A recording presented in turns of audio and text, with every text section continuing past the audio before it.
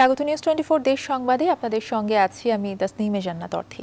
চট্টগ্রামে দ্রুত গতিতে এগিয়ে চলছে এলিভেটেড এক্সপ্রেসওয়ের নির্মাণ কাজ। এরই মধ্যেই প্রকল্পের ৭০% কাজ শেষ হয়েছে। বন্দর নগরীতে যাতায়াতের স্বপ্ন দেখাচ্ছে এই এক্সপ্রেসওয়েটি। এটি চালু হলে নগরীতে কমবে যানজট, বাড়বে বিদেশি বিনিয়োগ আর বিকশিত হবে পর্যটন খাত, এমন অভিমত নগর বিশ্লেষকদের। নয়ন বড়ুয়া জয়ের তথ্য ছবিতে দেখুন ডেস্ক রিপোর্ট।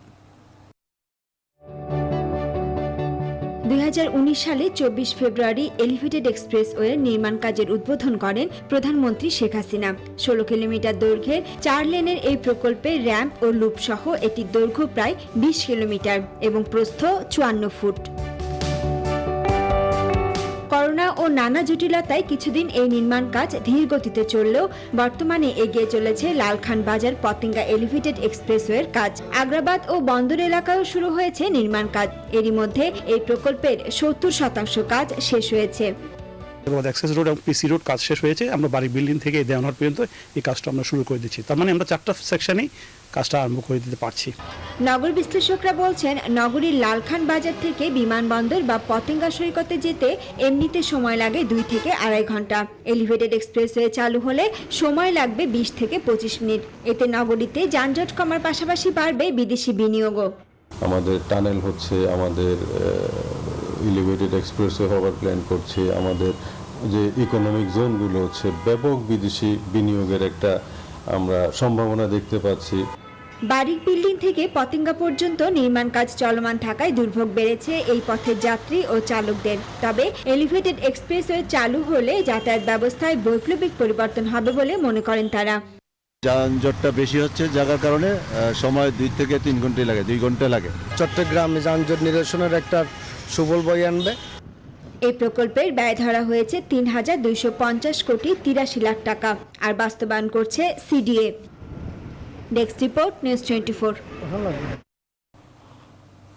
যুক্তরাজ্যের হিথ্রো থেকে সিলেট ওসমানী আন্তর্জাতিক বিমানবন্দরে আসা ৪২ যাত্রীকে কোয়ারেন্টিনে রাখার জন্য প্রথমবারের মতো সরাসরি হোটেলে নিয়ে যাওয়া হয়েছে। দুপুর 12:30টায় ৪৮ জন যাত্রী নিয়ে হিথ্রো থেকে সরাসরি ওসমানী আন্তর্জাতিক বিমানবন্দরে আসে BG202 নামে বাংলাদেশ বিমানের একটি ফ্লাইট। এসব যাত্রীদের বাধ্যতামূলক নিজ খরচে ১৪ দিন প্রাতিষ্ঠানিক কোয়ারেন্টিনের জন্য এরই মধ্যে ২টি হোটেল প্রস্তুত করেছে জেলা প্রশাসন।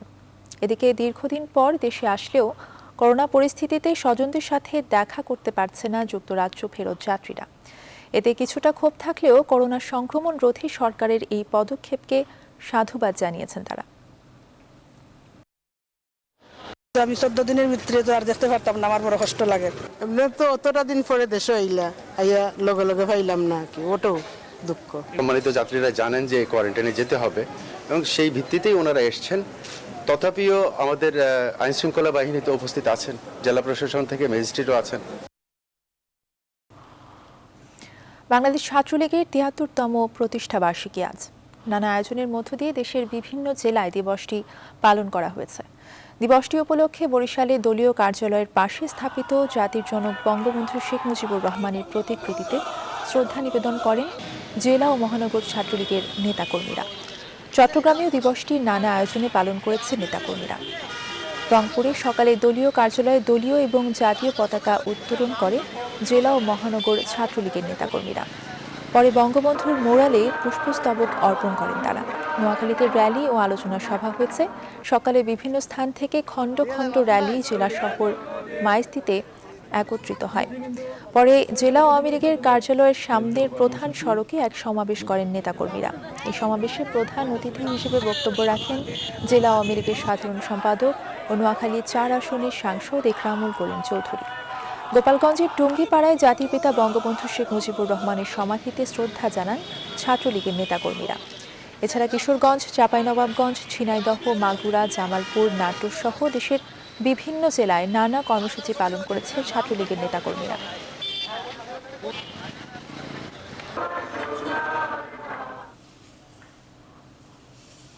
খুলনায় মহানগর জাতীয় পার্টির নেতৃত্ব নিয়ে রশি টানাটানিতে ব্যস্ত বিবাদমান দুই পক্ষ। বছরের প্রথম দিনে প্রতিষ্ঠা বার্ষিকীর কর্মসূচি আলাদাভাবে পালন করা হয়েছে। এতে সাধারণ নেতাকর্মীদের মধ্যে দেখা দিয়েছে উদ্বেগ, উত্তেজনা। নেতাকর্মীরা জানান, তৃণমূলে জাপার কমিটি গঠন নিয়ে বিরোধী খুলনায় এই অস্থিতিশীল পরিস্থিতি তৈরি হয়েছে। শামসুজ্জামান শাহিনের তথ্য ছবিতে ডেস্ক রিপোর্ট। পদত্যাগ, বহিষ্কার আর পরস্পরকে দোষারোপের মধ্য দিয়ে খুলনায় অস্থিতিশীল অবস্থায় রয়েছে মহানগর জাতীয় পার্টি। গেল ডিসেম্বরে থানা পর্যায়ের কমিটি গঠন নিয়ে বিরোধ, বিক্ষুব্ধ নেতাকর্মীর পদত্যাগ, দলীয় কার্যালয়ে বিক্ষোভ ও সুবিধাভোগীদের ব্যানার পোস্টার অপসারণ করা হয়।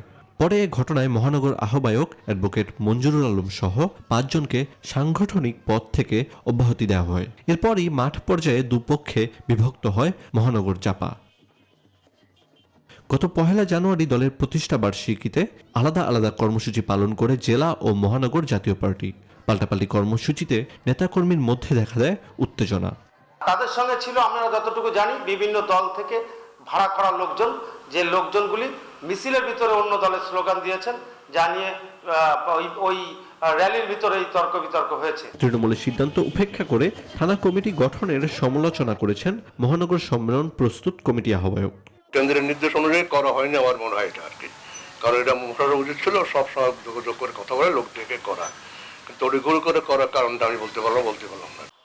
এদিকে অস্থিতিশীল অবস্থার মধ্যে 3 জানুয়ারি হঠাৎ করেই সংবাদ সম্মেলনে নিজের অবস্থান ব্যাখ্যা করেন অতিরিক্ত মহাসচিব মোহাম্মদ শাহিদুর রহমান টেপা। মধু সাহেবের ছবি পড়ায় নাই, এটা ছবিতে পড়াইছে মাননীয় চেয়ারম্যান জিএম কাদেরের রিপ্রেজেন্টেটিভ, যে তার ছবি। আর এই ছবি পড়ানোর অপরাধ সাংগঠনিক বিরোধী কর্মকাণ্ড, আমাকে দায়ভার নেওয়ার কিছু নাই। আর বিচ্ছিন্ন কয়েকজন নেতাকর্মী পরিস্থিতি ঘোলাটে করতে অপচেষ্টা চালাচ্ছে বলে অভিযোগ করেছেন জেলা জাতীয় পার্টির সভাপতি।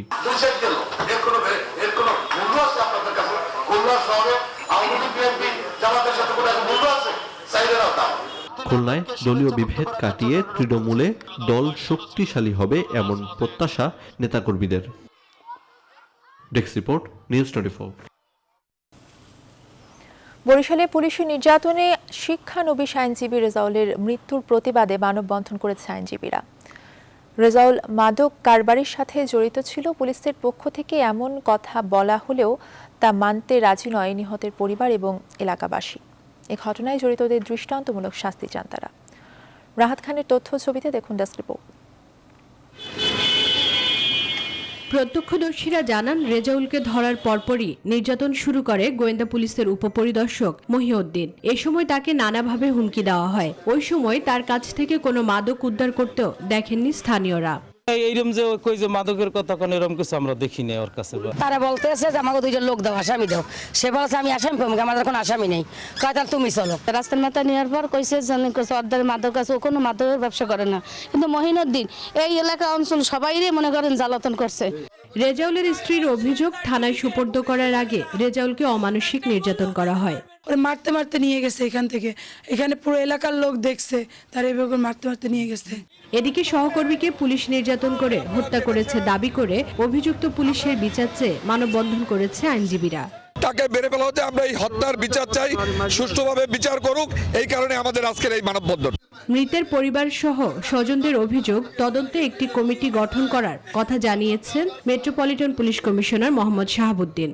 তাদের স্বজনদের তরফ থেকে যে অভিযোগগুলো আমরা নানা মাধ্যমে পেয়েছি, সেগুলো সত্যতা নিরূপণের জন্য আমরা একটি অনুসন্ধান কমিটি বা তদন্ত কমিটি করে দিয়েছি, তারা কাজ করছে।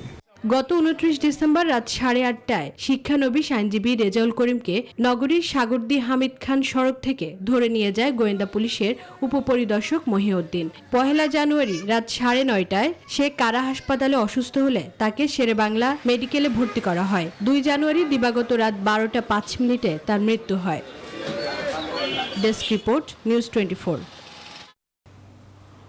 সুনামগঞ্জে চলন্ত বাসে কলেজ ছাত্রীকে ধর্ষণ চেষ্টার ঘটনায় ওই বাসের চালক শহীদ মিয়ার 3 দিনের রিমান্ড মঞ্জুর করেছেন আদালত। দুপুরে শহীদ মিয়াকে আদালতে হাজির করে 5 দিনের রিমান্ড আবেদন করে পুলিশ। পরে বিচারক 3 দিনের রিমান্ড মঞ্জুর করেন। শনিবার সকাল 6টার দিকে সুনামগঞ্জ পৌর শহরের পুরনো বাস স্ট্যান্ড এলাকা থেকে তাকে গ্রেফতার করা হয়।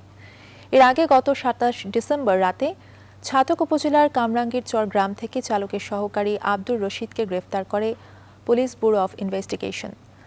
সুনামগঞ্জের দিরাই পৌর শহরে গেল 26 ডিসেম্বর বিকেলে চলন্ত বাসে এক ছাত্রীকে ধর্ষণের চেষ্টা চালান বাসের চালক ও তার সহকারী। নিজেকে রক্ষা করতে গিয়ে বাস থেকে লাফ দেয় ওই ছাত্রী, এতে গুরুতর আহত হয় সে।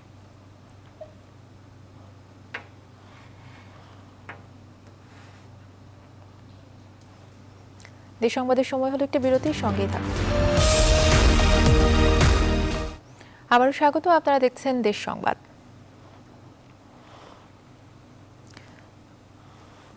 ঢাকায় মসলিন এখন বাংলাদেশি।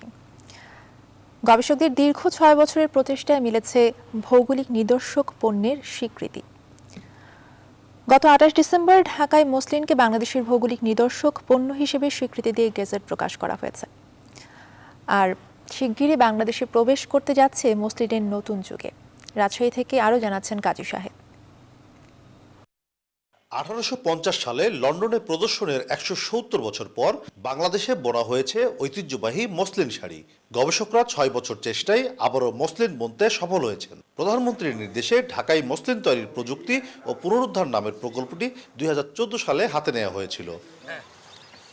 প্রকল্পের সবচেয়ে কঠিন ধাপ ছিল মসলিনের কাঁচামাল ফ্রুটি কার্পাস জাতের তুলা গাছের সন্ধান। ইতিহাস বিশ্লেষণ করে 2017 সালে গাজীপুরের কাপাসিয়ার গ্রামে মেলে ফ্রুটি কার্পাস জাতের তুলা গাছ। খবর পেয়ে গবেষকরা গিয়ে তুলার ধরন দেখে নিশ্চিত হন এ দিয়ে মসলিন কাপড় তৈরি সম্ভব। নতুন করে তৈরি চরকা দিয়ে বিদেশ থেকে আমদানি করা সুতায় 40 তাঁতের মসলিন তৈরির প্রশিক্ষণ চলে 2 বছর। আর তাঁতপিট লুম চালানোর প্রশিক্ষণ দেয়া হয় 6 জনকে। এরপরই সফলতার মুখ দেখে প্রকল্পটি।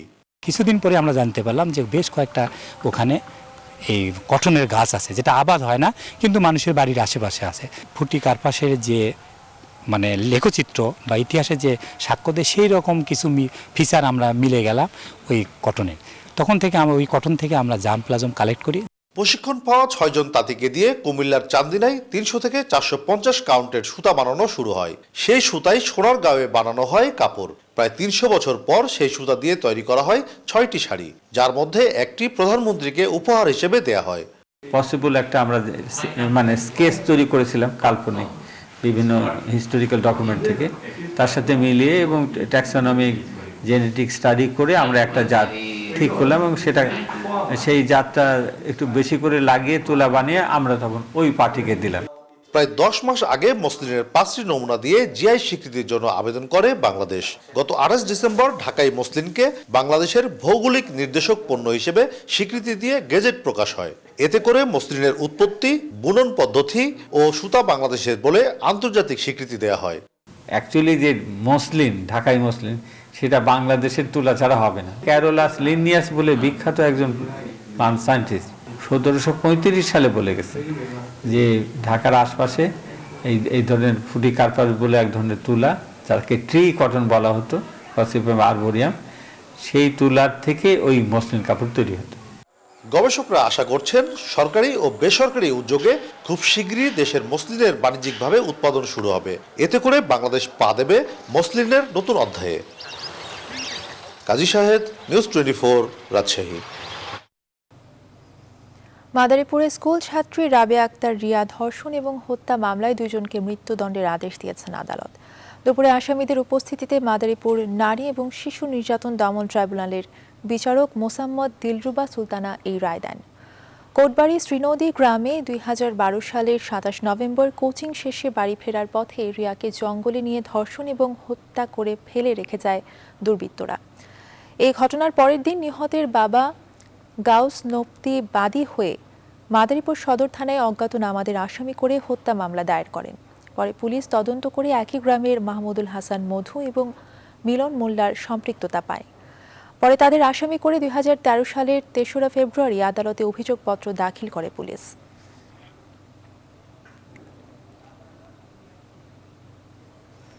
এদিকে মেহেরপুরে দ্বিতীয় স্ত্রী হত্যার দায়ে স্বামী সাইদুল ইসলাম এবং প্রথম স্ত্রীকে ফাঁসির আদেশ দিয়েছেন আদালত। এছাড়া আসামিদের 10,000 টাকা করে জরিমানা হয়েছে। দুপুরে মেহেরপুর অতিরিক্ত জেলা এবং দায়রা জজ আদালতের বিচারক রিপতি কুমার বিশ্বাস এই রায় দেন। এই 2 আসামি পলাতক রয়েছেন। মামলার বিবরণে জানা যায় 2010 সালে 30 জানুয়ারি সাইদুল ইসলাম প্রথম স্ত্রী জমেলা খাতুনের সহযোগিতায় তার দ্বিতীয় স্ত্রী জরিনা খাতুনকে হত্যা করে মাঠের মধ্যে পুঁতে রাখে। পরে মাঠে কাজ করতে গিয়ে ওই নারীর মৃতদেহ দেখতে পেয়ে পুলিশকে খবর দেয় কৃষকরা। এই ঘটনায় মেহেরপুর সদর থানায় একটি হত্যা মামলার দায়ের করা হয়। দীর্ঘ শুনানির শেষে আজ এই রায় দেন আদালত।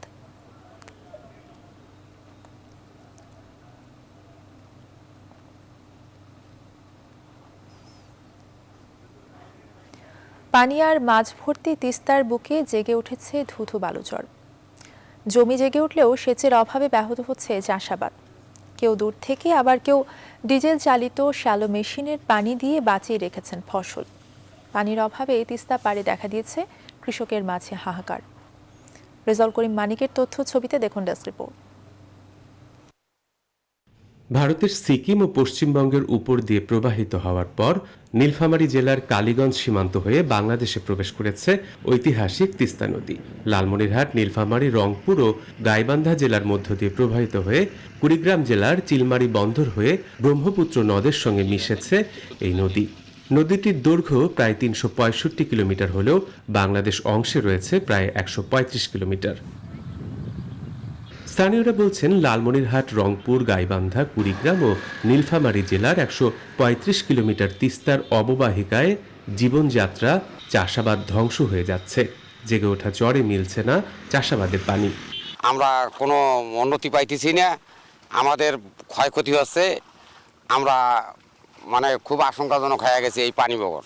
আরে গত বছর মনে কর পানি 3 বের দিয়ে হচ্ছিল, এই বছর যাচ্ছে 5 বার।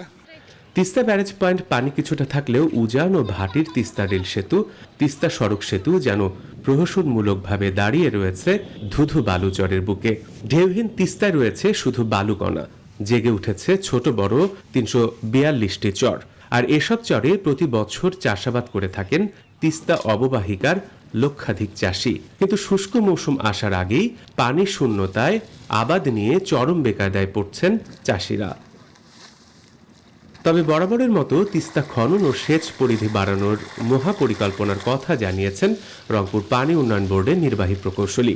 তিস্তায় ক্যাপিটাল ড্রেজিং অর্থাৎ ব্যাপক ড্রেজিং কার্যক্রম পরিচালনা করা হবে এবং উক্ত ড্রেজিং কার্যক্রম পরিচালনা করা সম্ভব হলে অধিক পরিমাণে পানি ধরে রাখা সম্ভব হবে। ভারত একতরফা পানি প্রত্যাহারের কারণেই মরে গেছে তিস্তা, এমন অকাট্য অভিযোগ তুলে অবিলম্বে তিস্তা চুক্তি বাস্তবায়নের কথা বলছেন তিস্তা বাঁচাও নদী বাঁচাও আন্দোলনের সভাপতি। মহাপরিকল্পনা যেমন বাস্তবায়ন করতে হবে, বর্ষার পানি যাতে তিস্তার বুকে থাকতে পারে তা নদী ড্রেজিং করতে হবে, তিস্তার চুক্তিটাও কিন্তু করতে হবে যাতে খরাকালে পানি আমরা পাই। শীতকালেই মরে গেছে তিস্তা। জেগে ওঠা চরে চাষাবাদ করতে গিয়ে পানির অভাবে দিশেহারা কৃষকের চোখে মুখে কেবলই হতাশার ছাপ। স্বপ্নের সোনালী ফসল ফলাতে তাই অবিলম্বে পানি চুক্তির দাবি তিস্তাপাড়ের মানুষের। Desk report, news 24। সময় হলো আরও একটি বিরতি, সঙ্গেই থাকুন। স্বাগত আরও একবার, দেখছেন নিউজ 24 দেশ সংবাদ।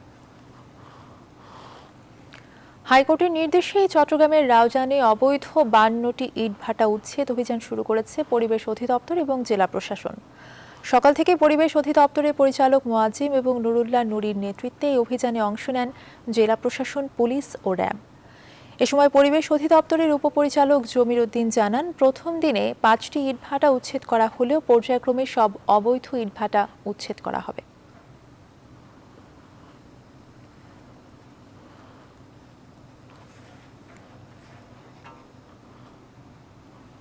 আর এই ছিল দেশ সংবাদের আয়োজনে। এতক্ষণ সঙ্গে থাকার জন্য ধন্যবাদ সবাইকে।